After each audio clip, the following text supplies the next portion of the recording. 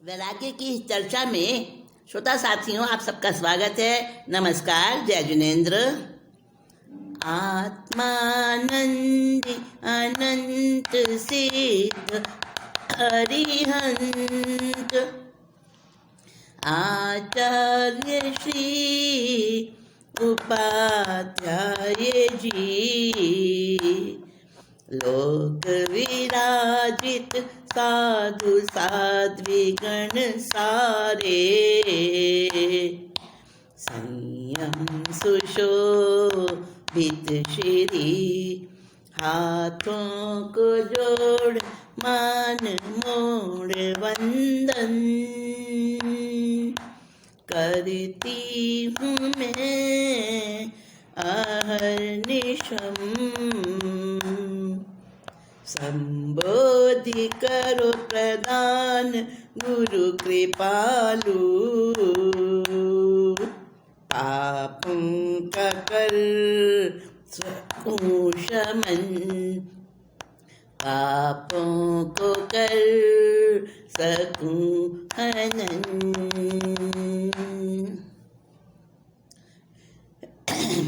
पंच परमेष्टि भगवंतों को समस्त पूज्य गुरुदेव भगवंतों को मेरा प्रणतिपात पूर्वक वंदन। आप सभी को हार्दिक मंगल कामना। श्रोता साथियों, हम सुलस की कहानी सुन रहे हैं। वैरागी सुलस, जो कि घर में ही वैरागी, पिछले जन्मों से ही उसके वैराग्य के अंकुर चल रहे थे और कैसे उसकी नियति बदली कि वो काम पता का वैश्या के यहाँ फंस गया और विडंबना देखो अपने ही माँ बाप के द्वारा। जो जो संसार में जिसको जैसा भोगना होता है, जिस निमित्त से भोगना होता है, वैसा ही उसको भोगता है। उसके बाद सुलस पे बड़े उतार चढ़ाव आए जीवन में, आप सुन चुके हैं। कुछ लंबी कहानी चल रही है सुलस की, परंतु उसके अंदर जो धर्म की श्रद्धा थी, जिनेश्वर भगवंतों के प्रति जो उसकी आस्था थी और नव तत्व के प्रति जो उसके एक अंदर का समर्पण था, उस समर्पण से उसकी जान बची, वरना तो कोड़ी हो जाता। याद है ना, जब उस कपटी परिव्राजक ने उसको कुएं में उतारा था स्वर्ण रस का लालच देकर, और वहाँ नवकार मंत्र परमेष्टि जप का करते करते जब उसको अंदर से आवाज़ आई थी कि रस को मत छूना वरना मेरी तरह कोड़ी बन जाओगे, और जिन शेखर जो वहाँ श्रावक था उसने संथारा कराने की बात कही थी कि मुझे संथारा करा दो, और मैं जान गया तुम्हारे मंत्र जाप से, तुम्हारे परमेष्टि जप से मैं समझ गया कि तुम मेरे स्वधर्मी बंधु हो और अब मुझे संथारा करा दो। तो सुलस ने कहा कि भाई संथारा तो मैं करा दूंगा, पर पहले मुझे यहाँ से निकलने की तरकीब तुम बता दो, क्योंकि संथारा पचकने के बाद तो तुम मौन हो जाओगे। कहा हाँ बात तो सही है, मैं तुम्हें तरकीब बताता हूँ। यहाँ पर एक बड़ी छिपकली आती है, ग्रह गोधा। ग्रह गोधा कहते हैं छिपकली को। छिपकली जो हमारे घरों में दीवार के ऊपर चलती हुई बहुत बार देखी होगी आपने भी। तो वो जिन शेखर श्रावक बता रहा है सुलस को कि एक बड़ी सारी ग्रह गोधा यहाँ रस पीने को आती है। इस स्वर्ण रस को पीने के लिए वो आती है, और जब वो वापस जाए ना तो तुम उसकी पूंछ पकड़ लेना और बाहर निकल जाना। सुलस कहने लगा, तुम मेरे प्राण दाता हो बंधु, तुमने मेरी जान बचाई और मुझे बाहर निकलने का रास्ता भी सुझाया। लो हलुकर्मी बंधु, अब तुम संथारा पचक लो। मैं तुमको प्रणाम करता हूँ, तुम्हारे भव्य आत्माओं को मेरा बहुत बहुत अभिनंदन करता हूँ, और तुम्हारी आत्मा जल्दी से जल्दी अपने लक्ष्य को प्राप्त करे और अपने जीवन में तुमने जो जो कुछ सहन किया उसको अब भूल जाओ। आलोचना कराई विधि सही संथारा करवाया और जिनशेखर ने पंच परमेष्टि भगवंतों का ध्यान लगाया। शुद्ध भावों से पंच परमेष्टि ध्यान लगाया जिन शेखर ने, आयु त्यागी रिद्धिशाली देव हुआ स्वर्ग 8वें में। आंसू बहाते सुलस ने देखा ग्रह गोधा आ गई थी वहाँ, ग्रह गोधा आ गई थी वहाँ। कस के पकड़ ली पूंछ कुएं के ऊपर सकुशल आ पहुँचा। सुलस था घर में ही वैरागी, छिल गए घुटने भारी मन में, छाया निराशा का आलम। कृत कर्मों के दोष से जीवन व्यर्थ गया मैं कैसा अधम। काली 14 की रात्रि में शमशानों में जा बैठा, शमशानों में जा बैठा। आओ भूतों प्रेतों तृप्ति पाओ मैं अपना तन देता। सुलस था घर में ही वैरागी। कुएं के ऊपर तो उस ग्रह गोदा की पूंछ पकड़कर आ गया बाहर। जिनशेखर को याद करता रहा, आंसू बहाता हुआ सोचता था, देखो कोढ़ी होने के बाद भी उसके भाव कितने निर्मल, कितने उज्जवल हैं, और मैं कैसा हूँ, मैंने तो अपने जीवन को व्यर्थ ही कर दिया। मैं तो बड़ा ही अधम हूँ, बड़ा ही पापी हूँ।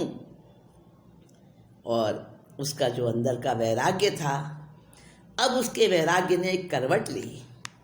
एक विचार मन में चलने लगा कि आज शुक्ल पक्ष की 14 है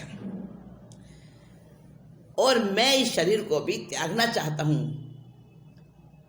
अपने शरीर पर भी राग नहीं रहा, संसार की किसी वस्तु पर सुलस का कोई राग, कोई इच्छा नहीं बची।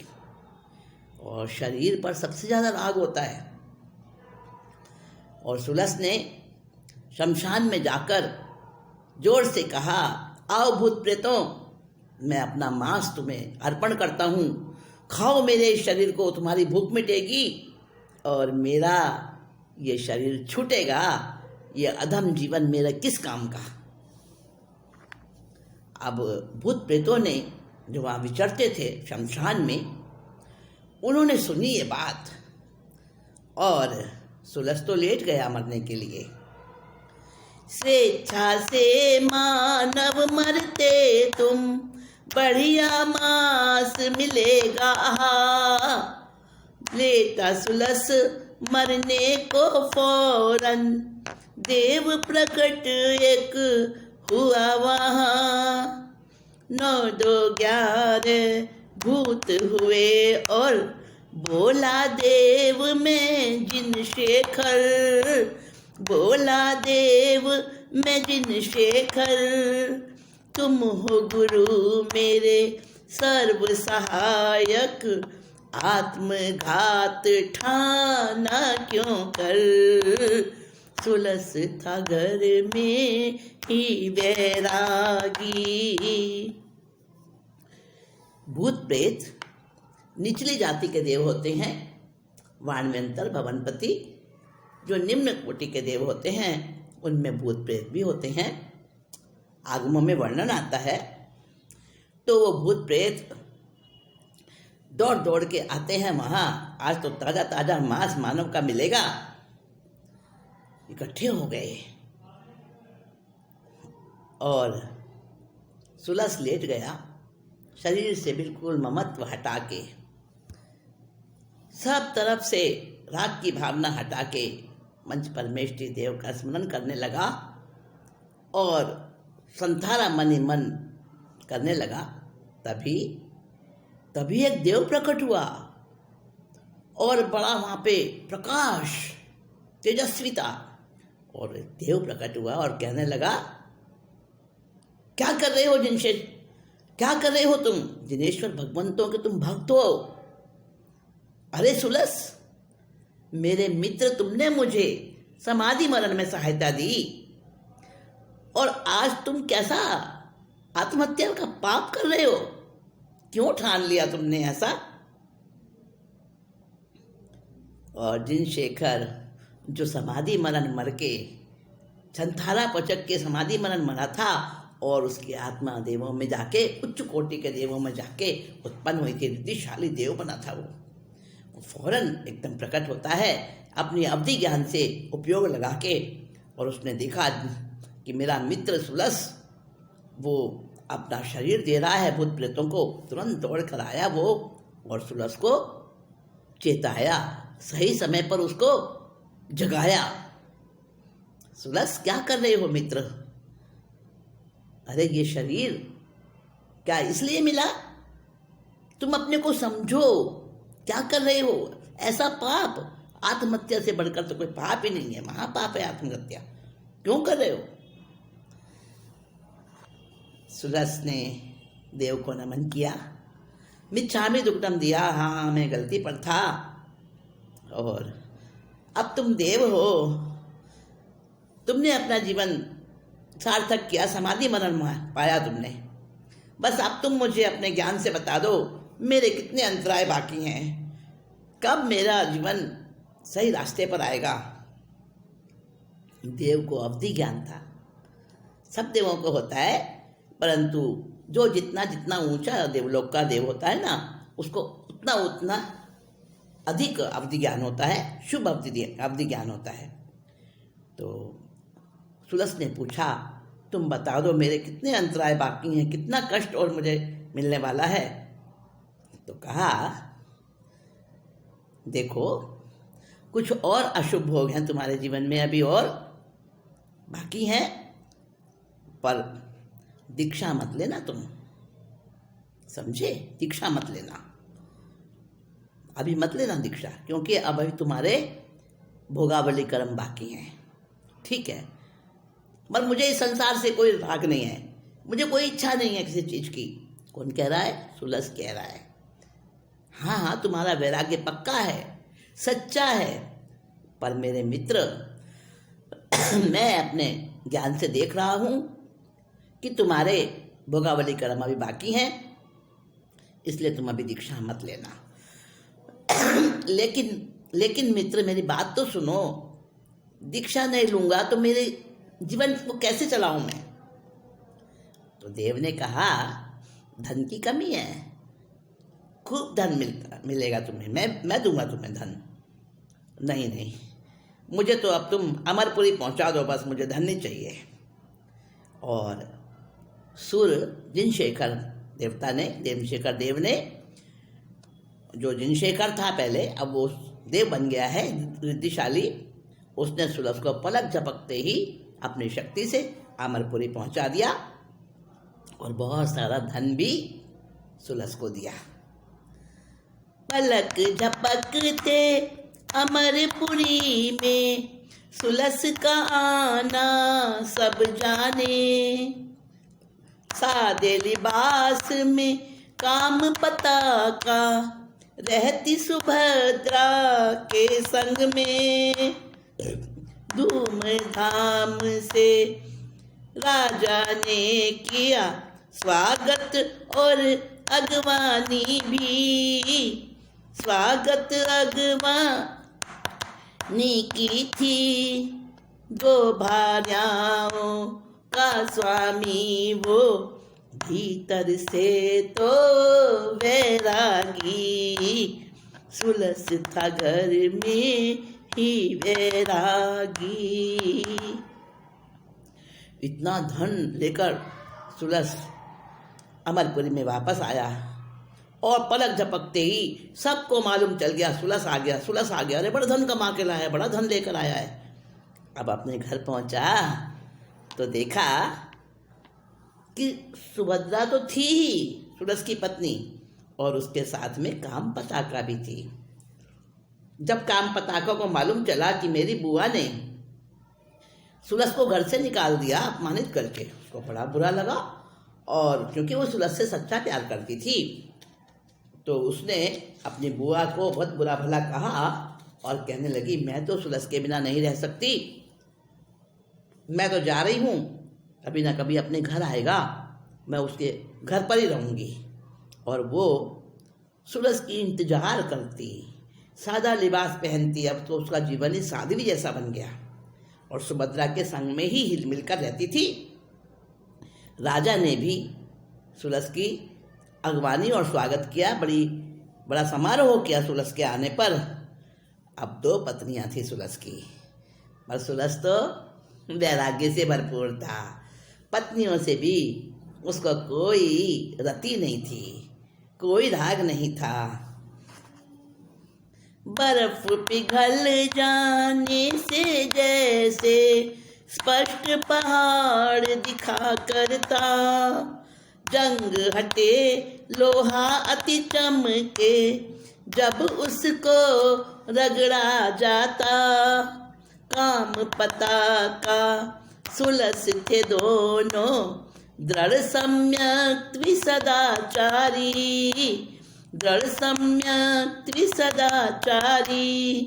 यौवन पति पर मारने वाली धन्य सुभद्रा सन्नारी, सुलस था घर में ही वैरागी।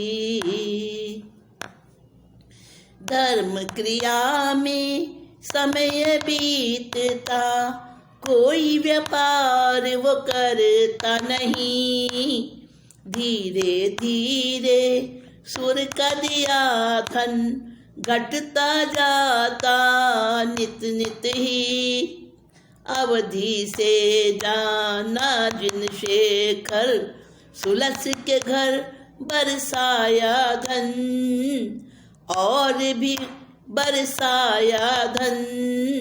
देव समेटो इस माया को, जरूरत जितना लिया कंचन, सुलस था घर में ही वैरागी। 2 पत्नियां होने पर भी सुलस पूरा वैराग्य से भरा हुआ और बस धर्म ध्यान में उसका समय जाता। और कामपताका वो भी तो अब साविका बन चुकी थी, और सुभद्रा जिसने अपना पूरा यौवन विवाह के बाद उसको पति का साथ ही नहीं मिला, और अब तो ढलती उम्र ढलता यौवन सब उसने पति पर न्यौछावर कर दिया। धन्य धन्य ऐसी सुभद्रा नारी। और ये सब कैसा था, जैसे कि लोहे पर से जंग हट जाए और लोहे को रगड़ के जैसे उसकी चमक बढ़ती है, जैसे पहाड़ पर बर्फ पिघल जाए तो पहाड़ की स्पष्टता नजर आती है, वैसे ही उन तीनों का जीवन धर्म ध्यान में बीतता। न कोई व्यापार करता सुलस, बस हर समय तत्व धर्म, तत्व चर्चा, धर्म क्रिया, स्वाध्याय, ध्यान, तीनों के तीनों ही ऐसे। अब धन तो रोज की आवश्यकताओं में पूरा होने लगा, धीरे धीरे धन घटने लगा। जिन शेखर ने अवधि ज्ञान से जाना उस देव ने, और फिर से धन बरसा दिया सुलस के घर। सुलस कहने लगा, अरे देव मित्र समेटो इस माया को, मुझे नहीं चाहिए। कहा नहीं, रखो। फिर भी सुलस ने बहुत थोड़ा सा लिया। उसकी निष्प्रहता और निर्लोभपना देखकर देव बड़ा प्रसन्न हो गया और कहने लगा कि तुम्हारी मां निर्जरा हो रही है शुभ भावों से, तो कोई चिंता ना करो, तुम सब कुछ अच्छा होगा, तुम्हारा समय भी बहुत जल्दी बदलने वाला है। उसने अपने अवधि ज्ञान से देखकर बताया देव ने। और फिर क्या हुआ, एक दिन सैर को जा रहा था सुलस, तो उसने देखा एक बगीचे में, वाटिका में गुप्त खजाना है, क्योंकि उसको पहचान थी कहाँ कहाँ खजाना हो सकता है। वनस्पति पेड़ों के नीचे, उसको पता था, सब पढ़ रखा था, सारा इतिहास, सारे शास्त्रों को अच्छे, उनके लक्षण वगैरह जानता था। तो उसने जो है देखा वाटिका में गुप्त खजाना, सामने खजाना पड़ा था, धन माया। लेकिन सुलस तो उसे अनदेखा करके आगे बढ़ गया। और वहां पर जो पहरेदार खड़े थे ना वाटिका के, उन्होंने समझ लिया कि सुलस ने इग्नोर कर दिया इस धन को, इस खजाने को। रोज वो छिपकर देखते पहरेदार। देखा तो क्या, सुलस ने रास्ता ही बदल लिया, रास्ता ही बदल लिया, दूसरे रास्ते से सैर करने जाने लगा। रोज वो छिप कर देखा करते, सुलस ने मार्ग बदल डाला। भूप को घटना बतलाई तो सुलस लगा उन्हें अलबेला। अमर सेन ने पूछा बुलाकर, वणिक के पुत्र तुम कहलाते, वणिक के पुत्र तुम कहलाते। क्यों धन से मुख मोड़ के आए, घर लाते तो सुख पाते। सुलस था घर में ही वैरागी। कण कण में, रोम रोम में सुलस के वैराग्य भरा था। सामने धन का खजाना, लेकिन सुलस ने अनदेखा कर दिया, आगे बढ़ गया। पहरेदारों को बड़ा अटपटा लगा, और कोई होता तो सब ले जाता उठा के। अब राजा से कहा, राजा ने कहा ध्यान रखो, रोज देखो। रोज पहरेदारों छिपकर देखने लगे, रोज यही तमाशा होता। एक दिन पहरेदार ने कहा, ये धन पड़ा है, आप क्यों इसे अनदेखा करते हो। सुलस ने रास्ता बदल दिया। अब जब राजा के पास ये सारी की सारी रिपोर्ट पहुंची, तो राजा को बड़ा विचार आया, अचंभा हुआ। और राजा ने सुलस को बुलाकर पूछा, अरे तुम तो बनिए के बेटे हो और धन से मुंह मोड़ के चल दिए, क्या बात है। अरे घर ले आते, सुख पाते। नहीं नहीं राजन, मुझे नहीं चाहिए। ज्यादा तृष्णा रखता नहीं मैं, दो न मुझे राजन ये सीख। मोहन कर्म की लंबी अवधि, भोगते निकले रुदन और चीख। पहले से था मोहित राजा, सुलस के सद्गुण लक्षणों पर, सुलस के सद्गुण लक्षणों पर। अब तो भक्त वो बन गया उसका, धन्य सुलस और धन्य अमर। सुलस था घर में ही वैरागी। राजा तो सुलस के एक एक लक्षणों को पहले से जानता था, देखता था, पहले से उस पर मोहित था। और जब पूछा सुलस से, अरे धन को क्यों नहीं लाते उठा के, क्यों उसे इग्नोर कर देते हो बार बार। मैं तुम्हारे कई दिनों से पीछे पहरेदारों को लगा रखा है, लेकिन तुमने रास्ता ही बदल दिया। ऐसा कौन होगा, क्या बनिए के बेटे हो तो भी। तो सुलस ने कहा, राजन ऐसी शिक्षा मत दो मुझे। अरे महामोहनी कर्म बनता है, और मोहनी कर्म की 70 कोड़ा कोड़ी सागरोपम की लंबी स्थिति है। भोगते भोगते हाय हाय करता है इंसान, चीखें निकलती हैं, रोना आता है। नहीं नहीं, मुझे नहीं मानना ऐसा कर्म। महामोहनी कर्म बंधेगा इस तृष्णा से, मुझे ऐसी तृष्णा नहीं रखनी राजन, मुझे नहीं चाहिए धन। राजा तो सुन के हैरान हो गया, अब तो मोहित हो गया वो सुलस के सारे सद्गुणों पर, भक्त बन गया उसका। ऐसा राजा और ऐसी उसकी प्रजा, सुलस और उसकी दोनों पत्नियां। राजा तो बड़ा बड़ा प्रशंसक बन गया सुलस का। ऐसे ही समय बीतता रहा। अमरपुर में एक बार ज्ञानी मुनिवर आए और सुलस भी गया अपनी दोनों पत्नियों के साथ। दोनों ही साध्वी जैसा जीवन बिताती थी। दोनों का ही बड़ा निर्दोष और सात्विक जीवन था।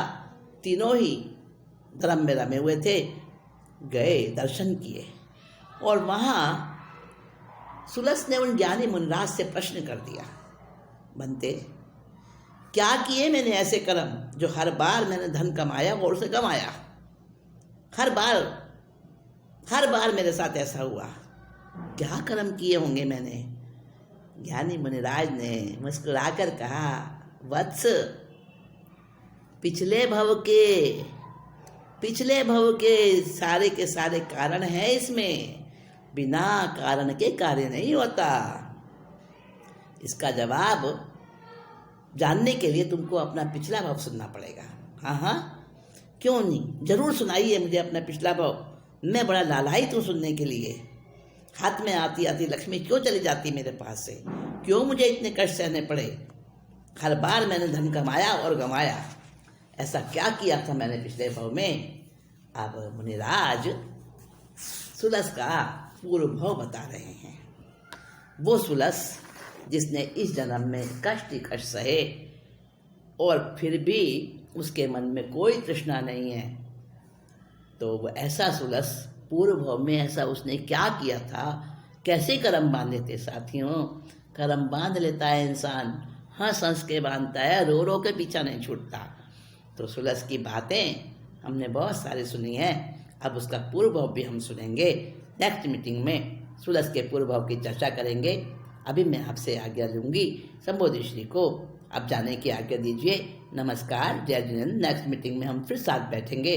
तब तक के लिए आप भी धर्म ध्यान करें, चिंतन करें और हमारे वीडियो को लाइक और सब्सक्राइब करके फॉरवर्ड करके शेयर करते रहें।